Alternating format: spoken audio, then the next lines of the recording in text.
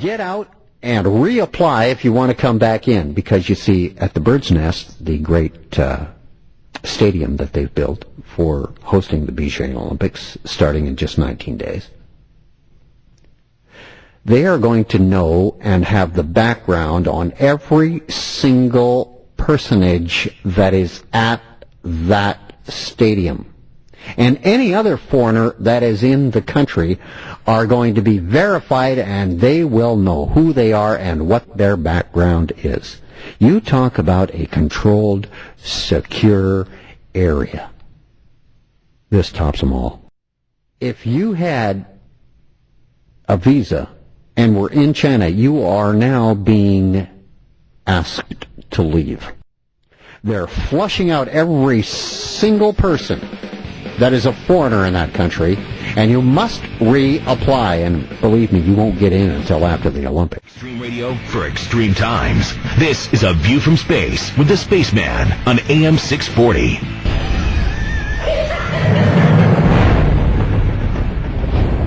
What do we got? Nothing. No name, no other alias. Clothing is custom. Nothing in his pockets but knives and lint. Evening, Commissioner. Why so serious? I'm the guy that calls space. This is A View from Space on AM 640 Toronto Radio. Let me just call him Ago. He just wrote me. In discussing M&M on movie titles and names, she did not mention Mamma Mia, about a pathetic pregnant woman trying to find who of three men may be the father. It's supposedly a funny movie at the expense of an innocent unborn child. Feminism, he writes, is a tool of the Illuminati in order to destroy marriages, families, and children, to diminish the father in the family because they are more difficult to control, whereas women are easier to manipulate. They will want to outlaw marriage and raise the children to brainwash to their Luciferian agenda. You couldn't be more correct, Aldo. You just could not be more correct. That's absolutely true. Once more, I'm going to go one step farther and just say, eventually, what will happen once they brainwash us with their DNA evidence and isolating certain genes that make us do things, they will say to some people, you cannot have children because you have a propensity to commit crimes or have a certain disease. So you're exempt from having children.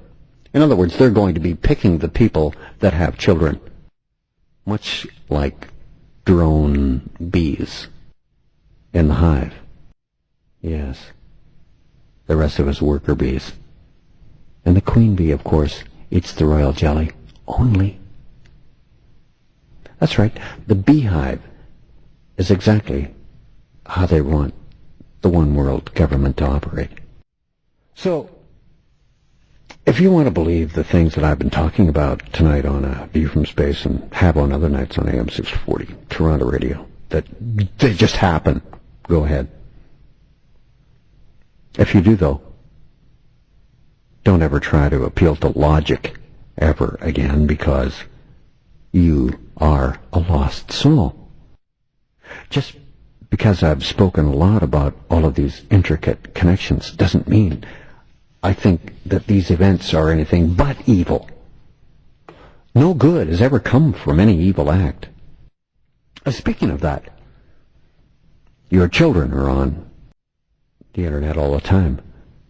Notice that Google's motto is "Don't be evil." Or did you even know that Google has a motto? Yes, it does. The motto is "Don't be evil." But it contains the words "be evil." This is exactly how neuro-linguistic program works. You tell them not to smoke, they smoke. You tell them not to drink, they'll drink. You tell them don't be evil, to be evil. See? That's neuro-linguistic programming.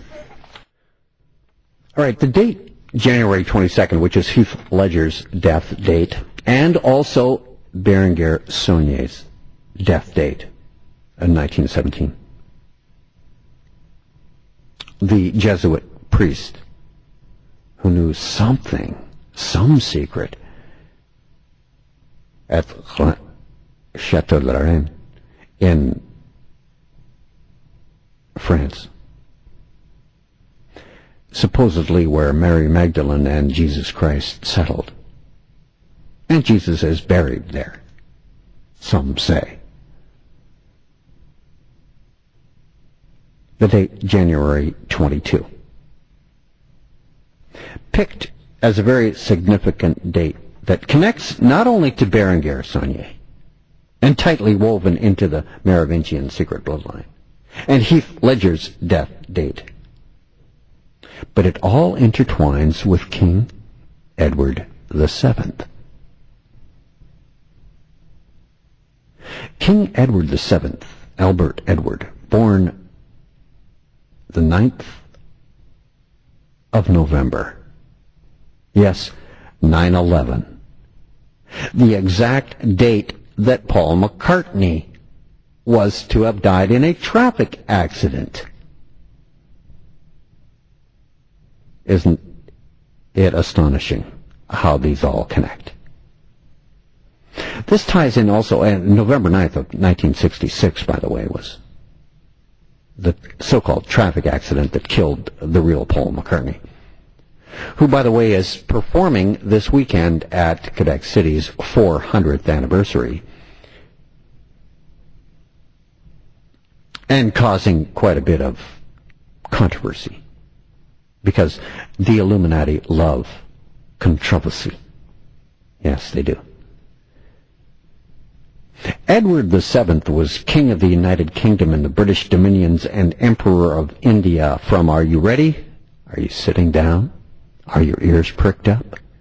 Beginning on the date January, and you already know I'm going to say it, don't you?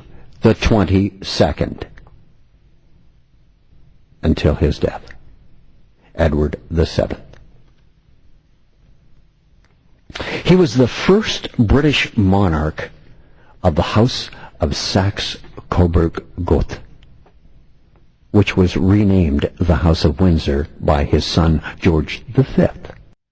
Yes, they're called the Windsors now, but they are really a German family.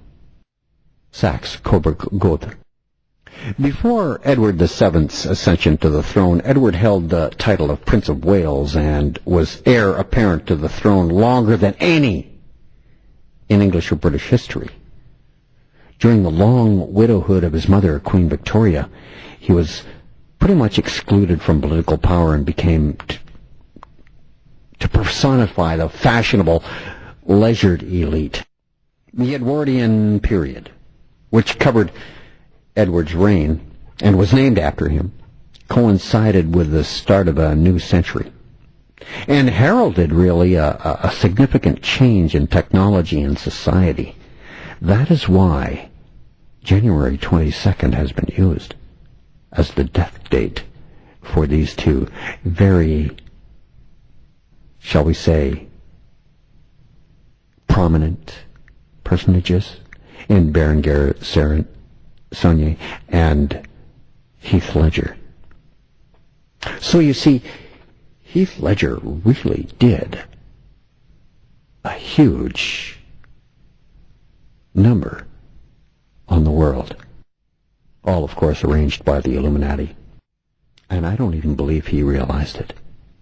But he was very much into royalty, and I wonder if he knew that his death date was indeed the very day that marked the start of Edward VII's reign as the first British monarch from the House of Saxe-Coburg-Gotha, which I believe will give us the Antichrist. Yes, new technology, new society with the Edwardian period, including powered flight, the rise of socialism, the labor movement.